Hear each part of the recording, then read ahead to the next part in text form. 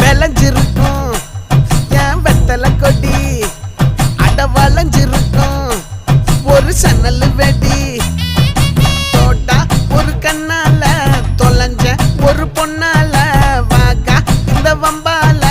வல விரிச்சிட வந்தாளே பார்த்து வளைச்ச தேக்கு ஓம் பட்ட உடம்பு சோக்கு என்ன குத்தும் குறும்பு மூக்கு கொஞ்சம் ஓய்வை கொடுத்து தாக்கு என்னடி சித்திரமே இங்க நீ பத்திரமே சொல்லுடி கட்டளை எத்தனை